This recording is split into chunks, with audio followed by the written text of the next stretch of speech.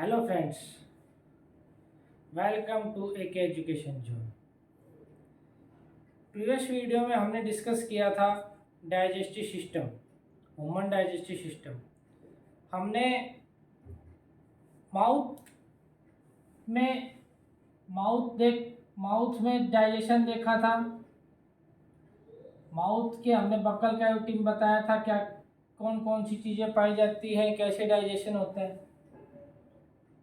ठीक है जी। Buccal cavity में हमने बताया था कि टंग है और टिथ है। टिथ पाए जाते हैं। टिथ हमारे कितने दो टाइप्स के बताए थे, एक परमानेंट टिथ और एक टेम्परेरी। परमानेंट टिथ का जो फॉर्मूला मैंने बताया था 2123 अपॉन 2123 अपॉन 2123। चार प्रकार के टिथ बताए थे, इंचिजर्स, कैनाइन्स, प्रीमोलर्स एंड मोलर्स। ठीक है। अगर परमानेंट टिथ की बात करें तो हमारे कितने 32, और अगर टेम्परेचर जिनको हम मिल्क टिथ कहते हैं 2102 तो उनका क्या है फॉर्मूला, वो कितने हैं 20 पाए जाते हैं। ठीक है। अब टंग का बताया था कि टंग के अंदर क्या नाम है, टंग का क्या टेस्ट बड्स पाए जाते हैं, कौन सा टेस्ट बड पाया जाता है, कहाँ पे कौन सा आपका टेस्ट बड होता है। ठीक है। उसके बाद हमारा फूड किस में, इसोफेगस में हो गया था। पेरिस्टल्टिक मूवमेंट के थ्रू हमने किस में स्टमक की तरफ हमारा मूव कर देता। तो आज हम स्टमक के डाइजेशन की डिस्कस करते हैं। देखिए,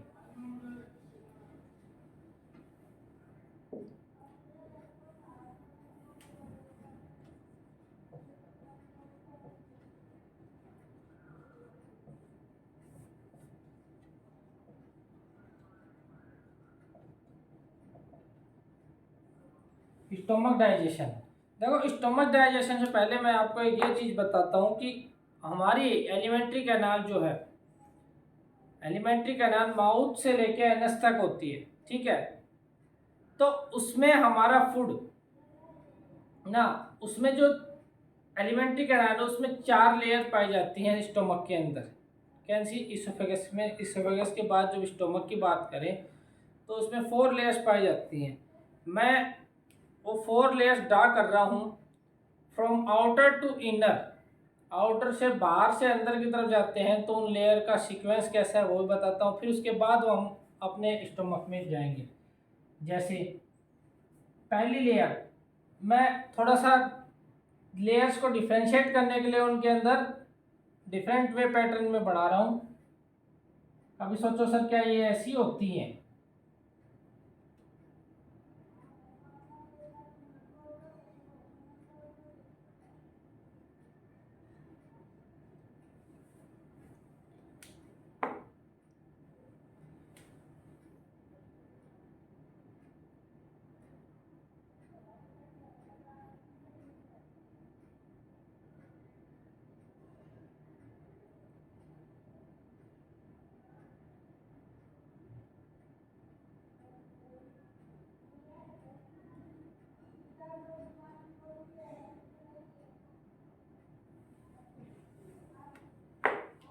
टू लेयर्स, 3 लेयर्स को, थर्ड लेयर को हम ऐसे कंप्लीट दिखा देते हैं। ओके। एंड फोर्थ लेयर को मैं डैश डैश में दिखा रहा हूँ शेडेड फॉर्म में, लेकिन ये शेडेड फॉर्म में होती नहीं है। अब सोचो सर, शेडेड फॉर्म में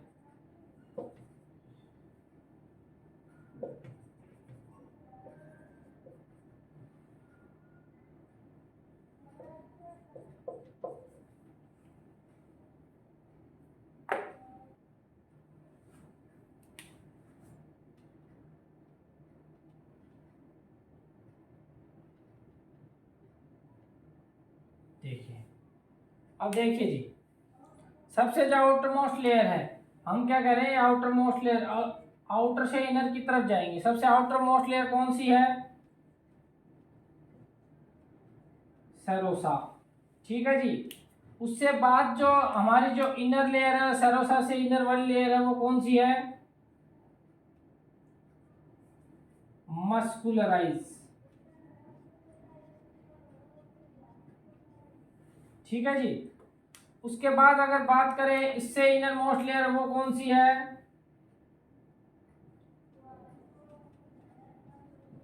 सब म्यूकोसा। ठीक है जी।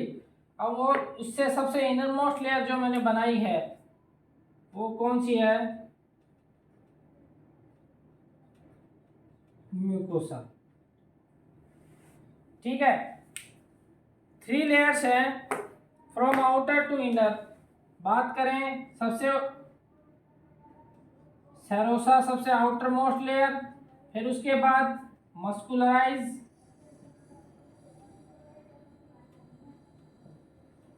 ठीक है जी, उसके बाद सब म्यूकोसा,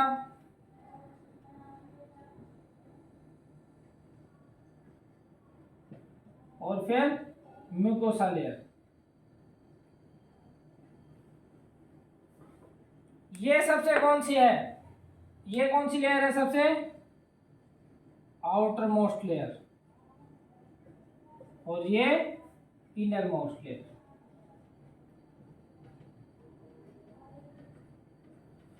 ठीक है जी। स्टोमक के अंदर 4 प्रकार की लेयर्स पाई जाती हैं, 4 प्रकार के एपिथेलियम लेयर्स पाई जाती हैं। सबसे आउटर मोस्ट लेयर है वो सेरोसा है, उसके बाद है मस्कुलराइज, देन उसके बाद सब म्यूकोसा एंड म्यूकोसा। ठीक है जी। सेरोसा कैसा है? सबसे आउटर मोस्ट लेयर है, प्रोटेक्शन का काम है। मस्कुलाइज के अंदर है मसल्स सेल्स पाई जाती हैं, इसके अंदर कौन सी मसल्स पाई जाती हैं? कौन कौन सी पाई जाती हैं ये बाद में अभी मैं इसको बता दूंगा। LCO लॉन्गिट्यूडनल, ठीक है, और ओब्लिक मसल्स और लॉन्गिट्यूडनल मसल्स, ये मसल्स पाई जाती है किसके अंदर? मस्कुलाइज के अंदर। सब म्यूकोसा के अंदर, सब म्यूकोसा जब हम बात करें सब म्यूकोसा की किसके अंदर, जब इंटेस्टाइन में देखेंगे तो सब म्यूकोसा को ही हम क्या कहते हैं? स्मॉल इंटेस्टाइन के अंदर, ड्यूडिनम के अंदर क्या कहते हैं? Brunner's gland.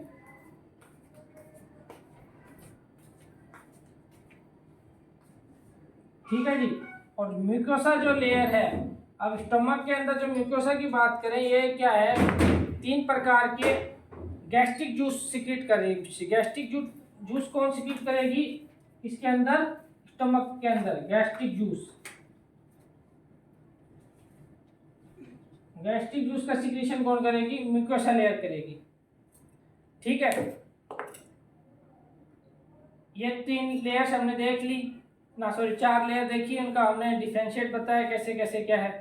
ठीक है, longitudinal, cuboidal and oblique muscles, 3 प्रकार की मसल्स पाई जाती हैं। ठीक है, ये आउटर मोस्ट लेयर होती है सेरोसा, और ये सबसे inner most layer mucosa layer होती है।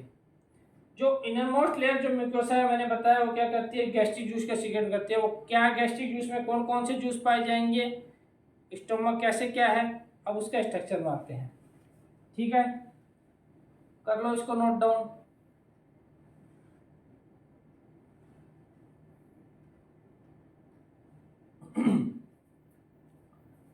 चलो,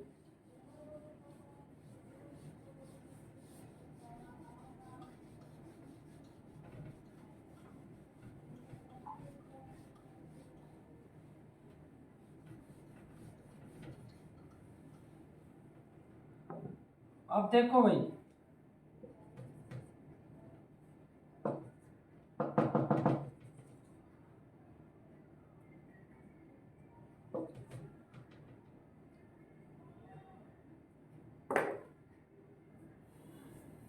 हाँ, स्टोमक का डायग्राम बनाते हैं। स्टोमक,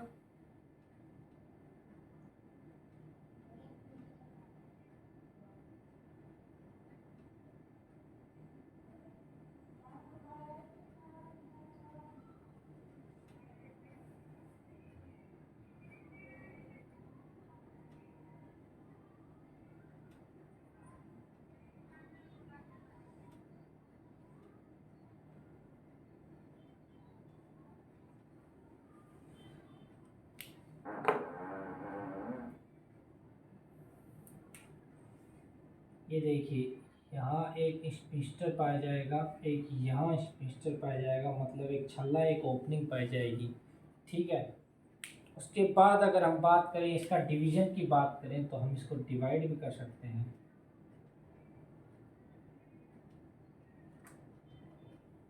ठीक है, ये जो अपर मोस्ट पार्ट है इसको हम क्या कहते हैं, कार्डियक रीजन।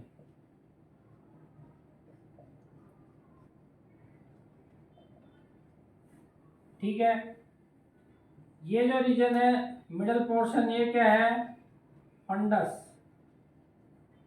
और सबसे पोस्टीरियर मोस्ट जो पार्ट है किसका, स्टमक का पोस्टीरियर पार्ट, वो क्या है, पाइलोरिक रीजन।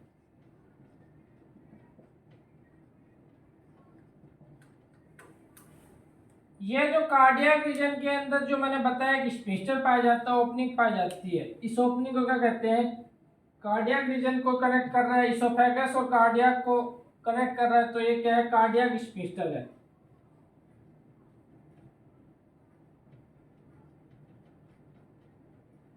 ठीक है जी। और ये वाला जो स्फिंक्टर है जो पाइलोरिक रीजन को स्मॉल इंटेस्टाइन से जोड़ेगा, आगे ड्यूडेनम पार्ट है उसे जोड़ेगा, तो उसको क्या कहते हैं हम, पाइलोरिक स्फिंक्टर।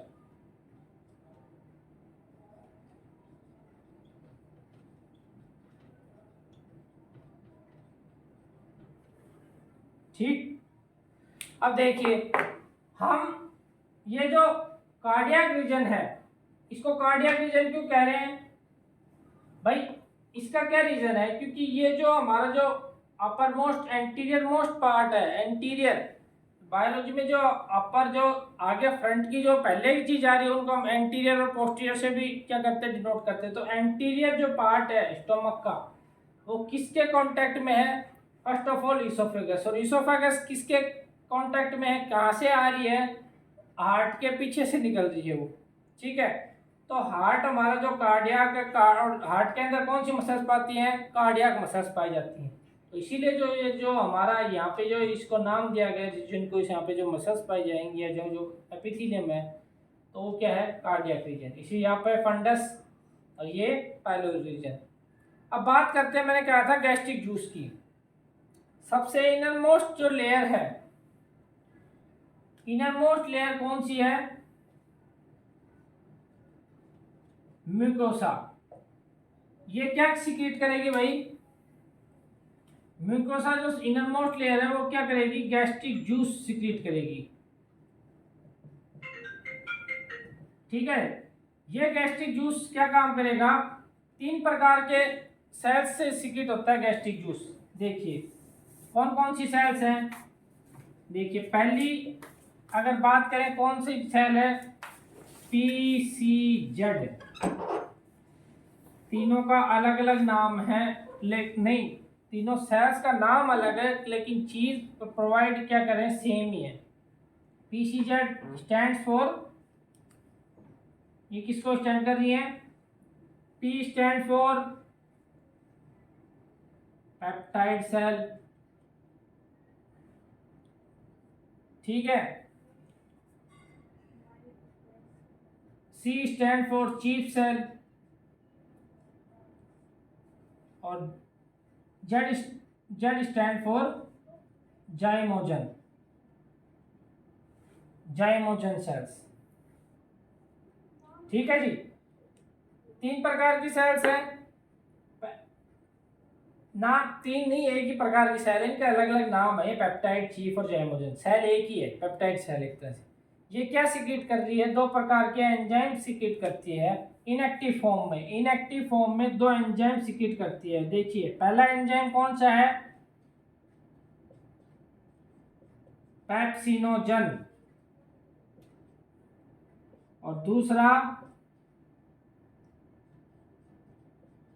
प्रोरेनिन। देखिए ये क्या है, RENNIN, और हम आगे एक बार जब एक्सक्रीशन कराऊंगा उसमें आएगा रेनिन, RNIN। ये रेनिन तो किस में आ रहा है, कार्डियक सॉरी इसमें आपके स्टोमक डाइजेशन में आ रहा है। ये वाला रेनिन आएगा किसमें, एक्सक्रीटरी सिस्टम में। ठीक है,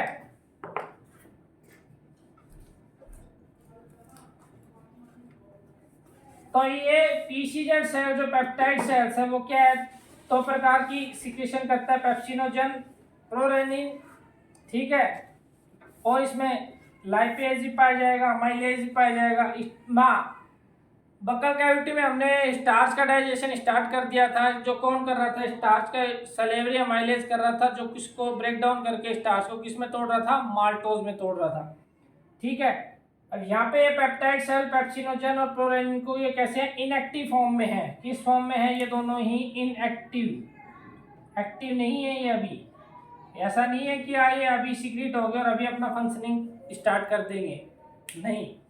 ये किस में है? इनएक्टिव फॉर्म में है। चलो यहाँ तक नोट डाउन करो, फिर आगे चलते हैं।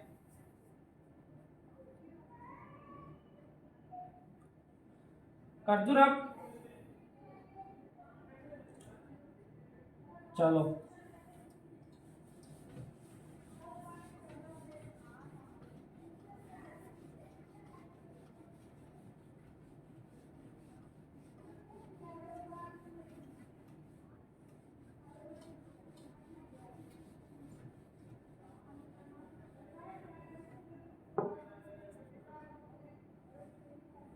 दूसरी सेल जो है, दूसरी सेल की बात करें हम, वो कौन सी है?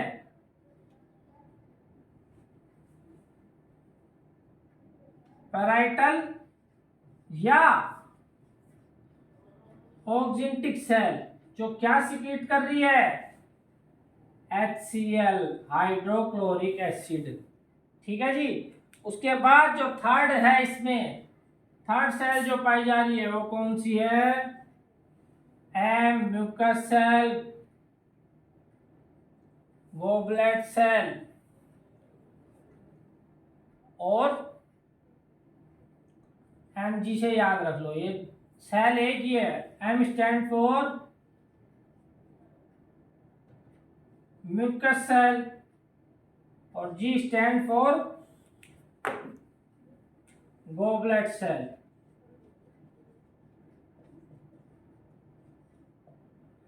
देखिए जी, गोबलेट सेल, म्यूकस सेल, जो म्यूकस से लेयर होती है, इनर मोस्ट लेयर म्यूकस होती है किसके अंदर? स्मॉल इंटेस्टाइन के अंदर। तो उस स्मॉल इंटेस्टाइन की जो म्यूकस लेयर होती है वो सीक्रेट करती है गोबलेट सेल, उसी को कहते हैं गोबलेट सेल्स। इसलिए मैंने इसका नाम यहाँ लिखा है गोबलेट सेल भी। अब बात हम किसी कर रहे हैं? स्टोमक की कर रहे हैं। तो स्टोमक के अंदर दो, तो हमने 3 सेल्स पढ़ी। पहली यहाँ हमने क्या पढ़ी थी? पीसीजेड। भाई कंफ्यूज क्यों? पीसीजेड तो मैंने सिर्फ नाम आया आपको, कोई कंपटीशन एग्जाम में पेप्टाइड सेल ना देके चीफ सेल नाम दे दे, जाइमोजन सेल नाम दे दे कि पेप्सिनोजन सिक्रेटेड ना, जाइमोजन सेल्स क्या सिक्रेट करती है या चीफ सेल्स क्या सिक्रेट करती है, तो आराम से इजीली क्वेश्चन उठा सकता है, यहाँ से घुमा सकता है इजीली। पैराइटल सेल देते हैं आपको, ऑक्जेंटिक सेल नहीं दे कि HCl कहाँ से सिक्रेट होता है, या ये पूछ ले पैराइटल सेल्स सिक्रेटेड डेट क्या सिक्रेट करती है? HCl करती है, H2SO4 करती है, HNO3 करती है, कुछ भी लिख देगा वो। ठीक है, ठीक। अब ये मैंने बताया, इसके अंदर 3 बताए थे आपको कि इसके अंदर 2 इनएक्टिव एंजाइम थे। देखिए अब उनका, ये जो पेप्सिनोजन था, ये जो पेप्सिनोजन है, ये पेप्सिन में कन्वर्ट होएगा और इसको कन्वर्ट करने का श्रेय किसको जाता है? HCl को। ये HCl क्या करेगा? इस पेप्सिनोजन को कन्वर्ट कर देगा पेप्सिन में। सेम यार, ये प्रोरेनिन को इनएक्टिव फॉर्म में है, जिसको एक्टिव कर देगा किसमें? रेनिन में। कौन करेगा? ये HCl करेगा। ठीक है जी। तो HCl के क्या है? पेप्सिनोजन को पेप्सिन में कन्वर्ट किया, प्रोरेनिन को रेनिन में कन्वर्ट कर दिया। ठीक है। HCl के और क्या फंक्शन है? अब HCl के फंक्शन सुनो। एक फंक्शन तो क्या है? HCl का यही फंक्शन है कि ये क्या करता है? एसिडिक मीडियम प्रोवाइड कराता है, और वो एसिडिक मीडियम कितना हो जाता है? HCl यहाँ पे कितने मीडियम बना देता है? 1.8 pH के इतने कर देता है, 1.8 pH कर देता है यहाँ पे। ठीक है, किसकी? स्टोमक में। इससे पहले हमने जब देखा था इसोफेगस में और जो हमारा बकल कैविटी में थी, उसके अंदर वहाँ पे उसकी जो pH थी, pH की वैल्यू क्या थी? 6.8 थी। ठीक है। अब यहाँ पे जो पीएच की वैल्यू है स्टोमक के अंदर वो क्या है 1.8 है। वो क्यों है, किसकी वजह से है, ये क्वेश्चन पूछ ले, why stomach is acidic in medium due to the presence of HCl। HCl secrete कौन करता है, ओजेंटिक सेल। ठीक है।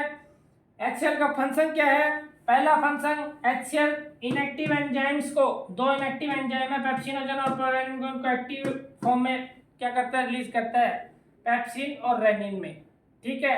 दूसरा फंक्शन HCl जो मैंने बताया था ईसोफेगस से बोलस फॉर्म में जो हमारा फूड आता है किसके अंदर, स्टोमक के अंदर, उसके अंदर कोई बैक्टीरिया पैथोजेंस या जो होते हैं उनको क्या करता है, किल करता है। ठीक है। थर्ड वन HCl का क्या काम होता है, HCl फूड को क्या करता है, सॉफ्टनिंग में भी हेल्प करता है, केमिकल और मैकेनिकल डाइजेशन करने में हेल्प करता है, उसका मास्टिकेशन करने में हेल्प करता है, अच्छे से उसको मिक्स करने में हेल्प करता है। ठीक है जी, ये हो गया।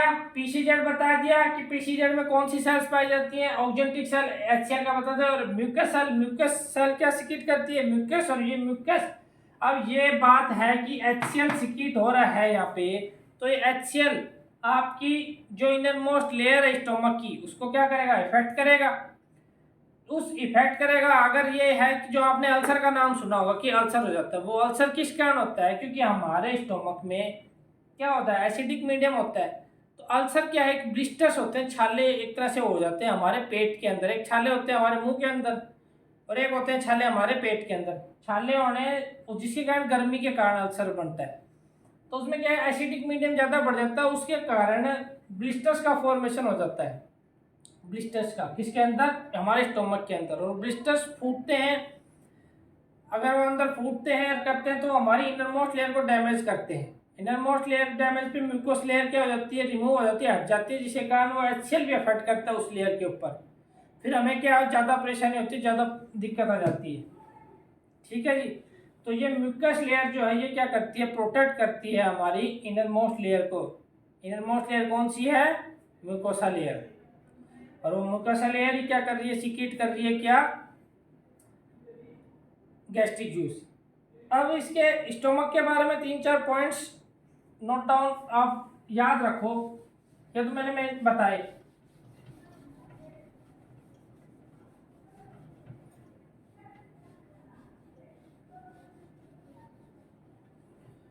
देखिए, पहला, अगर शेप की बेस के ऊपर क्वेश्चन पूछ ले कि भाई जे शेप स्ट्रक्चर पाया जाता है, जे शेप स्ट्रक्चर है वो कौन सा कहाँ पाया जाता है, तो ये जो स्टोमक होता है हमारा जे शेप होता है।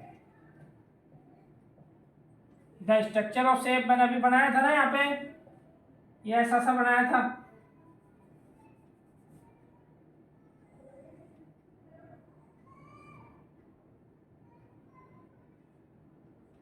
तो ये जे शेप सा, ठीक है। सेकंड वन,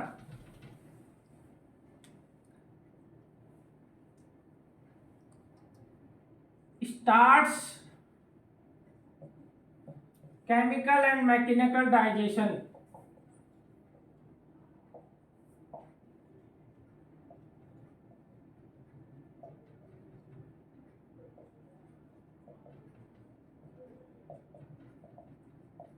इसके अंदर क्या होता है, केमिकल डाइजेशन तो मैंने बताया कैसे हो रहा है। इसके अंदर एंजाइम्स पाए जाते हैं, पेप्सिनोजन, प्रोरेनिन्स। ठीक है, वो क्या करता है, डाइजेशन का स्टार्ट करता है। मैकेनिकल का कैसे, मतलब चर्निंग मूवमेंट होती है। चर्निंग मूवमेंट मैंने बताई थी, जो इनर मोस्ट लेयर है उसके अंदर सेल्स पाई मैंने बताई थी, जो इससे मस्कुलाइज लेयर थी उसके अंदर 3 प्रकार की सेल थी, LCO, लॉन्गिट्यूडनल, पाइडल एंड ओब्लिक मसल्स पाई जाती हैं, जो क्या करती हैं, चर्निंग मूवमेंट, मतलब muscles contract, churning movement muscles करेंगी, जिससे क्या होता है, पेरिस्टाल्टिक मूवमेंट और इसका मैस्टिकेशन ऑफ फूड करने में क्या है, मैकेनिकल मूवमेंट। जैसे एक तो आपने कोई चीज़ खाना खा लिया, जैसे ये खाना, कोई आपने खाना खा लिया और उसको खाने में हमने ऐसे खाने पे खाना रखते जा रहे हैं, बस ये ऐसे हो गया। एक हम खाना खाने के बाद अक्सर टहलने के लिए हम डॉक्टर भी सजेस्ट करते हैं, और अक्सर डाइटिशियन जो होते हैं, फूड डाइटिशियन, वो भी ये कहते हैं खाना खाने के बाद आप वॉकिंग कीजिए, थोड़ा टहलिए, वो क्यों टहलिए? ताकि आप टहलोगे तो आपकी मसल्स जो है किसकी, स्टमक की मसल्स क्या करेंगी, उनमें भी लोगों में मूवमेंट होएगा। तो उनके मूवमेंट से क्या होगा, ऐसे ऐसे, जैसे मान लो ये मसल्स है, ये एक मसल जैसे ऐसे यहाँ बीच में फूड है, तो ऐसे ऐसे ऐसे थोड़ी सी मूवमेंट हो, जिससे क्या होगा, मूवमेंट चर्निंग मूवमेंट होएगा, ताकि मसल्स जो आपका फूड आपने खाया वो कम्प्लीटली अच्छे से डाइजेस्ट हो सके ईजिली वे में। नहीं, एक वही फूड को डाइजेस्ट होने में मान लो टाइम लग रहा है 6 घंटे, और एक उसी फूड को आप अगर थोड़ा सा घूम रहे हो, टहल रहे हो, उससे उसी फूड को डाइजेस्ट होने में लग रहा है 2 से 3 घंटे। वर्किंग क्या हो जाएगी आपके स्टोमक की, कम हो जाएगी, एफिशिएंसी ज़्यादा हो जाएगी। तो इसलिए कहा जाता है कि खाने के बाद थोड़ा सा टहलना चाहिए, खाने के बाद पानी नहीं पीना चाहिए। पेप्सिनोजन और प्रोलानिन क्या है, कैसे एंजाइम्स है, हाइड्रोलिटिक एंजाइम्स है। हाइड्रोलिटिक एंजाइम्स ऐसे होते हैं जो क्या है, हाइड्रो मतलब वाटर, जो वाटर के प्रेजेंस में काम, कुछ कुछ ऐसे होते हैं जो इनऑर्निक और ऑर्निक सॉल्यूशन में या इनऑर्निक सॉल्यूशन में, जैसे बेंजीन, बेंजीन के अंदर वर्क करें जिस, लेकिन ये एंजाइम कैसे होता है, वाटर की प्रेजेंस में, वाटर के मीडियम में वर्क करते हैं। कि ये जरूरी नहीं है कि इनको कोई ऑर्निक एसिड या इनऑर्निक एसिड पाया जाए जब ये वर्क करेंगे। ठीक है जी। हाँ, और इसमें और क्या पॉइंट रख, एक इसकी safe chemical and mechanical reaction पाया जाता है। इसकी थर्ड वन मैंने बताई, जो तो 3 सेल्स हैं, वो इसका सबसे मेन क्या है, एक स्टमक के बारे में जानने की, भाई कौन कौन सी सेल्स पाई जाती हैं, कौन से सेल से, म्यूकोसा सेल से सिक्रीट होती हैं, 3 प्रकार के सेल्स पाई जाती हैं, पेप्टाइड सेल्स, ऑक्जेंटिक सेल्स और म्यूकस सेल्स। ठीक है, क्या क्या सिक्रीट करती हैं, ठीक वो। अब उसके बाद हम देखते हैं रिलीज कैसे कैसे होता है। देखिए, हाँ ये तो मैंने बता दिया था कि पेप्सिनोजन पेप्सिन में कन्वर्ट हो गया था हमारा HCl की प्रेजेंस में, प्रोरेनिन रेनिन में हो गया था। अब वो क्या कैसे फंक्शन करेंगे, कैसे डाइजेशन करेंगे, यहाँ पे उस पे आ जाओ।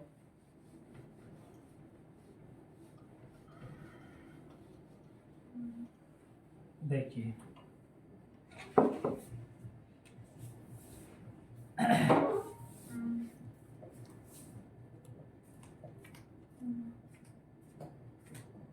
प्रोटीन्स, प्रोटीन्स को किसमें तोड़ेगा, पेप्टोन्स, प्रोटियोसिस। कौन तोड़ेगा भाई, पेप्सिन। ये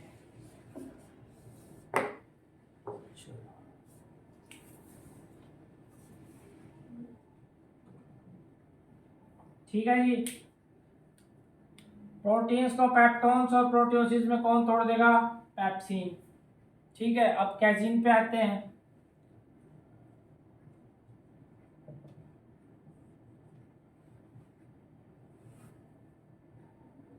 कैजीन एक प्रोटीन होती है, मिल्क प्रोटीन होती है, जो मिल्क के अंदर पाई जाती है। इसको कन्वर्ट किस में करेगा, पैरा कैजीन में।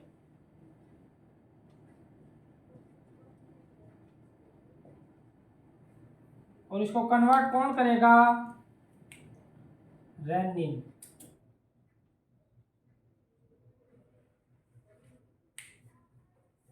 ठीक है बच्चों, आज इतना ही करते हैं, अगला नेक्स्ट वीडियो में करेंगे। इसी प्रकार पढ़ते रहिए, चैनल से जुड़ते रहिए, लाइक एंड सब्सक्राइब करना नहीं भूले। जय हिंद, जय भारत।